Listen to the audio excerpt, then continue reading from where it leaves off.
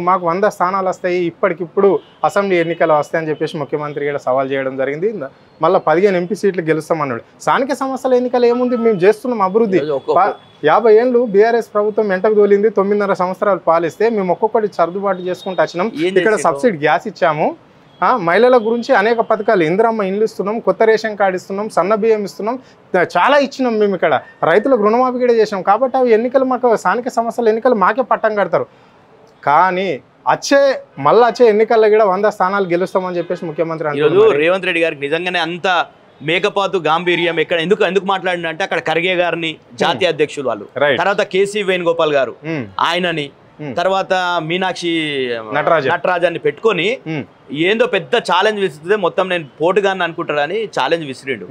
విసిన తర్వాత నిజంగా నువ్వు రైతు బంధు వేయలేవు కాబట్టి 2-3 కిస్తులు ఎగ్గొట్టినావు కాబట్టి నువ్వు చర్చకు రాలేదు నిన్న. అదేవిధంగా రైతు బీమా కిస్తులు కడతలేడు కాబట్టి నువ్వు చర్చకు రాలేవు. రుణమాఫీ సంపూర్ణంగా చేయలేవు కాబట్టి నువ్వు చర్చకు రాలేవు. అదేవిధంగా ఈరోజు రైతులు 600 మంది రైతులు తెలంగాణలో నీ ప్రభుత్వం వచ్చిన తర్వాత 18 నెలల కాలంలో 600 మంది రైతులు చనిపోయారు కాబట్టి నువ్వు చర్చకు రాలేదు. రైతులకు ఈరోజు ఎరువులు ఇచ్చేటటువంటి పరిస్థితి లేదు కాబట్టి నువ్వు చర్చకు రాలేదు. ఇట్లా అన్ని రకాలుగా రైతులను మోసం చేసినావు. అదేవిధంగా నువ్వు 2 ఛాలెంజ్లు అన్నావు. ఒకటేమో రైతుల సంక్షేమం, ఒకటేమో నిరుద్యోగులకు ఉద్యోగాలు ఇచ్చిన అన్నాడు.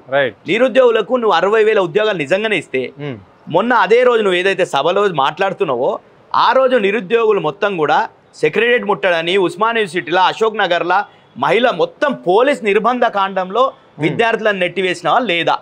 పోలీస్ స్టేషన్లలో విద్యార్థుల నిరుద్యోగ యువతను మొత్తం కూడా పోలీస్ స్టేషన్లలో నిర్బంధించినవా లేదా? ఈరోజు నిజంగా 60,000 ఉద్యోగాలు ఇస్తే నువ్వు గతంలో ఏం చేసినావు? రాహుల్ గాంధీ గారిని తీసుకొని వచ్చి ఎన్నికల ముందు అశోక్ నగర్ చౌరస్తాలో ఛాయ్ దాగిపించి నిరుద్యోగులతో అందరితో మాట్లాడించి ఒక సంవత్సరంలో 2 లక్షల ఉద్యోగాలు భర్తీ చేస్తాను కదా. ఎక్కడ పోయినా 2 లక్షలు? నువ్వు ఇచ్చినటువంటి నోటిఫికేషన్ ఏంటంటే నేను చెప్తా, నువ్వు ఇచ్చిన నోటిఫికేషన్ రేవంత్ రెడ్డి గారిది ఏంటంటే 5,973 పోస్టులకు డిఎస్సిలో ఒక నోటిఫికేషన్ ఇచ్చిండు. అంటే అడిషనల్గా కేసీఆర్ గారు గతంలో 5,000 చిల్లర ఇస్తే దాన్ని ఒక 5,900 కలిపి మొత్తం 11,000కి సంబంధించి డిఎస్సి నోటిఫికేషన్ ఒకటి ఇచ్చిండు. కేసీఆర్ గారు ఇచ్చినటువంటి గ్రూప్ వన్ నోటిఫికేషన్లో 503 పోస్టులతో వేస్తే దాన్ని ఒక 60 పోస్టులు కలిపి 563 పోస్టులకు నోటిఫికేషన్ వేసినావు. నువ్వు ఇప్పుడు హెల్త్ డిపార్ట్మెంట్లో ఒక నోటిఫికేషన్ వేసినావు 5,000 పోస్టులకు. అది ఇంకా ఎగ్జామ్ అయినా రిజల్ట్ పెండింగ్లో ఉంది. నువ్వు ఇచ్చినటువంటి ఎన్ని ఉద్యోగాలు? కేసీఆర్ గతంలో నోటిఫికేషన్లు ఇచ్చి 12 కూడా కాదు, ఇంకా ఉద్యోగాలు ఇవ్వలే అవి.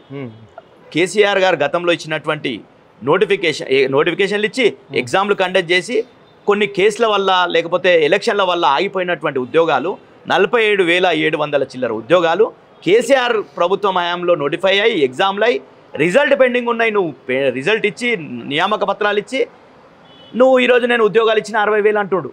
60,000 నిజంగానే ఇస్తే నువ్వు మాతో చర్చ కాదు. అశోక్ నగర్కు వస్తావా?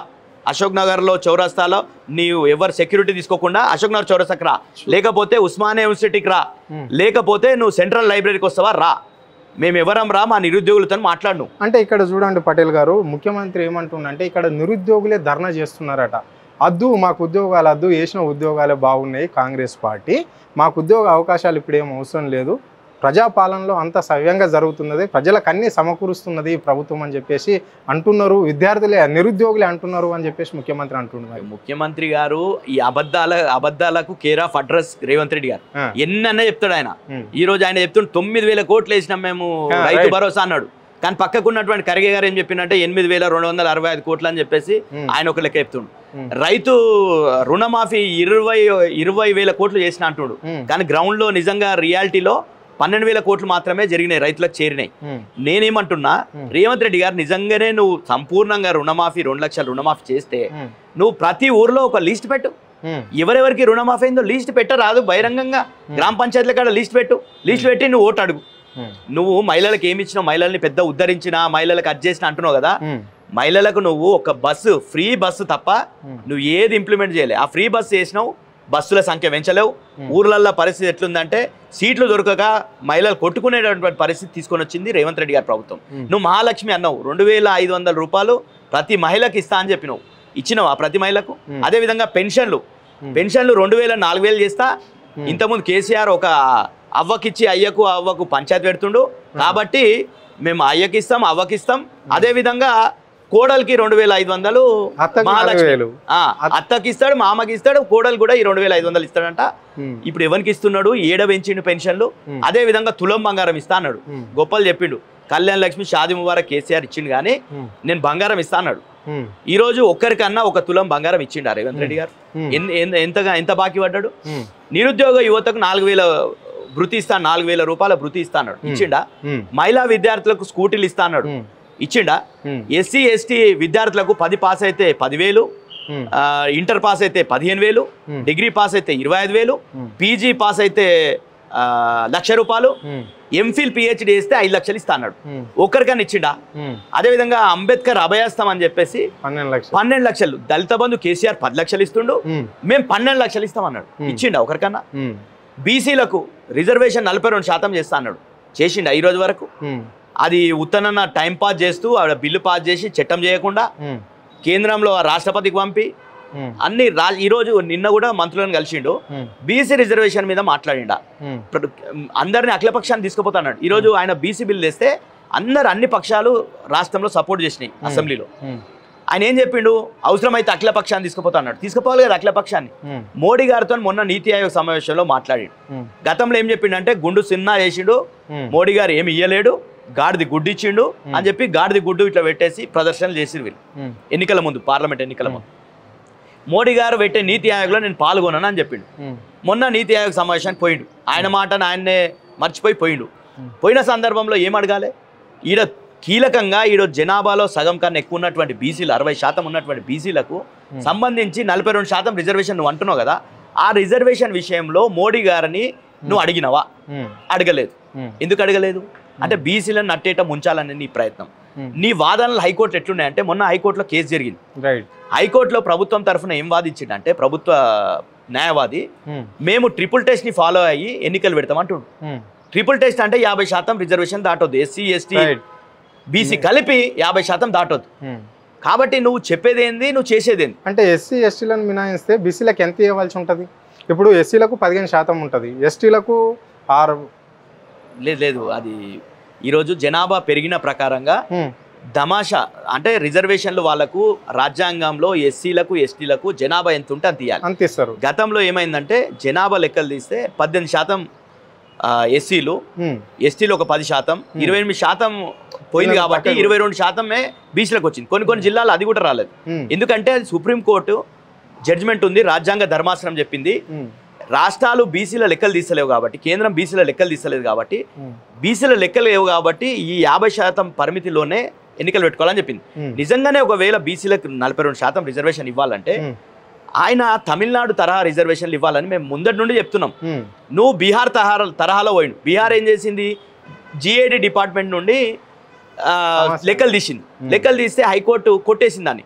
నువ్వు జిఏడి అనేది మీ డిపార్ట్మెంటు ప్రభుత్వం ఎట్లా నిర్ణయిస్తుంది రిజర్వేషన్ పెంచడం అనేది ఒక కమిషన్ అధ్యయనం చేసి చెప్పాలని బీహార్లో చెప్పడం జరిగింది. మేము అదే చెప్పినాం. తమిళనాడు రిజర్వేషన్ ఇప్పుడు కూడా సుప్రీంకోర్టులో రాజ్యాంగ ధర్మాసనం పెండింగ్ ఉన్నప్పటికీ ఈ రోజు కూడా 69% ఎస్సీ ఎస్టీ బీసీలకు విద్యా ఉద్యోగాలలో రిజర్వేషన్ కొనసాగుతుంది. ఆ తరహాలోనే తెలంగాణలో నువ్వు లెక్కలు తీయాలంటే కరెక్ట్ ఒక రాజ్యాంగబద్ధమైనటువంటి ఒక కమిషన్ వేసి ఆ కమిషన్ ద్వారా అధ్యయనం చేసి నిజంగానే బీసీలు వెనుకబాటుతనంతో ఉన్నారు, బీసీలకు జనరల్ స్థానంలో గెలిచేటటువంటి పరిస్థితి లేదు కాబట్టి వీళ్ళకి 42% 50% రిజర్వేషన్ ఇవ్వాలని చెప్పేసి ఒక నివేదిక తీసుకొని ఆ నివేదికని సుప్రీంకోర్టులో రివ్యూ పిటిషన్ వేయాలి. రివ్యూ పిటిషన్ వేసి మా దగ్గర ఈ పరిస్థితులు ఉన్నాయి, మా రాష్ట్రంలో ఈ పరిస్థితులు ఉన్నాయి, ఈ వెనుకబడిన తరగతులు వాళ్ళు జనరల్ స్థానాల్లో గెలిచేటటువంటి పరిస్థితి లేదు కాబట్టే వీళ్ళకి రిజర్వేషన్ ఇవ్వాలి అని చెప్పాల్సినటువంటిది ఉండే, కానీ అది చేయలేడు. ఇంకొక రకంగా ఏంటంటే కేంద్ర ప్రభుత్వం ఈరోజు రాజ్యాంగ సవరణ చేసి ఏదైతే ఎస్సీ ఎస్టీలకు జనాభా దామాషాలో ఉన్న రిజర్వేషన్స్ బీసీలకు కూడా జనాభా దామాషాలో రిజర్వేషన్ కల్పించుకునే అవకాశం రాష్ట్రాలకు కేంద్ర ప్రభుత్వం రాజ్యాంగ సవరణ చేసి ఇవ్వాలి. ఈరోజు ఈయన కనీసం ఈయన చెప్తున్నదేంది 9th షెడ్యూల్లో పెట్టిస్తా అంటుండు. 9th షెడ్యూల్లో పెట్టేయాలంటే నువ్వు రాష్ట్రపతి పెట్టిస్తుందా 9th షెడ్యూల్లో? నువ్వు చేయాల్సింది ప్రధానమంత్రి దగ్గరకు పోవాలి, అఖిల పక్షాన్ని తీసుకుపోవాలి. ఇక్కడ మద్దతు ఇచ్చినటువంటి బీజేపీ ఎమ్మెల్యేలు కూడా 8 మంది మద్దతు ఇచ్చారు కదా, బీఆర్ఎస్ వాళ్ళని, బీజేపీ వాళ్ళని, ఎంఐఎం వాళ్ళని అందరినీ తీసుకుపోయి అఖిల పక్షాన్ని తీసుకుపోయి ప్రధానమంత్రి గారిని కలవండి. మీరు కలిసి రిప్రజెంట్ చేయండి, మా రాష్ట్రంలో ఈ పరిస్థితులు ఉన్నాయి, మాకు రిజర్వేషన్ పెంచాల్సినట్టు అవసరం ఉంది బీసీలకు అని చెప్పండి. అది చెప్పకుండా బీసీలను నట్టేట ముంచి ఈరోజు ఏం చెప్తుండు, కోర్టులో ఈరోజు కోర్టుల జడ్జిమెంట్ అయిన తర్వాత పిసిసి ప్రెసిడెంట్ గారు ఏం మాట్లాడతారు, మహేష్ కుమార్ గౌడ్ గారు, ఓ బీసీ నాయకునిగా నువ్వు మాట్లాడే విధానమేనా, నువ్వు ఏం చెప్తున్నావు? గతంలోనేమో కామారెడ్డి డిక్లరేషన్ 42% ఇచ్చినంత వరకు మేము పోమని చెప్పినటువంటి నువ్వు, బీసీ పేరు మీద ఈరోజు పిసిసి ప్రెసిడెంట్ అయిన నువ్వు ఈరోజు ఏం చెప్తుండంటే మేము హైకోర్టుని మేము ఇవ్వాలనుకున్నాం కానీ హైకోర్టు చెప్పినట్టు మేము నడుచుకుంటాం అంటుండు. అంటే నీకు తెలియదా, ఇంతకుముందు చట్టాలు తెలివా నీకు, సుప్రీంకోర్టు జడ్జిమెంట్లు తెలివా నీకు, ఏం జరుగుతుందో న్యాయ వ్యవస్థలో ఏం జరుగుతుందో తెలియదా నీకు? ఉత్తనే మాటలు ఇవ్వడం, ఓట్లు వేసుకోవడం, ఆ ఓట్లు వేసినటువంటి ప్రజల్ని నట్టేట ముంచడమే కాంగ్రెస్ పార్టీ విధానమైంది. కాబట్టి మేము చెప్తున్నదల్లా మీ మెడలు ఉంచుతాం 100%. మీరు ఏం చెప్పారు, ఎస్సీలకు కూడా రిజర్వేషన్ పెంచుతామన్నారు. నిజంగానే వీళ్ళు ఏమంటారు, ఈరోజు తెలంగాణలో జరిగినటువంటి సామాజిక ఆర్థిక కుల సర్వే ఏదైతుందో దేశానికి రోల్ మోడల్ అంటారు. నువ్వు దేశానికి రోల్ మోడల్ కదా, నువ్వు బీసీ రిజర్వేషన్లతో పాటు ఎస్సీ వర్గీకరణ కూడా చేసిరు బిల్లు. ఎస్సీ వర్గీకరణ చేసిరు, ఇప్పుడు అమలవుతుంది. ఎస్సీ వర్గీకరణకు సంబంధించి నువ్వు ఈ లెక్కలు ఎందుకు తీసుకోలేవు? ఈ లెక్కలు వీళ్ళు సర్వే చేసినటువంటి లెక్కలు తీయలే కదా, కులగణన లెక్కలు తీయాలిగా. లెక్కలు నిజంగా చట్టబద్ధత లేదని నీకు తెలుసు కాబట్టే ఈ లెక్కలు వాడకుండా 2011 క్యాస్ట్ సెన్సస్ ఏదైతే సెన్సస్ జనరల్ సెన్సస్లో క్యాస్ట్ సెన్సస్ ఉందో ఎస్సీ ఎస్టీది 2011 లెక్కల ప్రకారంగానే ఎస్సీ వర్గీకరణ చేసినావు. కానీ ప్రజలకు ఏం మభ్య పెడుతున్నావు, ఈ మొత్తం కూడా దేశానికే ఆదర్శం అని చెప్పి జబ్బలు దరుచుకుంటున్నావు. కానీ నువ్వు చేసిందల్లా ఈరోజు మళ్ళీ ఎస్సీలకు అదే ఎస్సీ సంఘాలు అదే అడుగుతున్నాయి, నువ్వు ఇంకా 15% ఎందుకు రిజర్వేషన్ డివైడ్ చేసినావు మా మధ్యలో? 18% కదా ఇప్పుడు మేము జనాభా, నువ్వు 18%లో వర్గీకరణ చేయాలిగా. నువ్వు చేసింది ఏంది, 15%లో వర్గీకరణ చేసినావు. కాబట్టి ప్రతి దాంట్లో మోసం, అందరినీ మోసం చేసి రైతులను మోసం చేసిరు.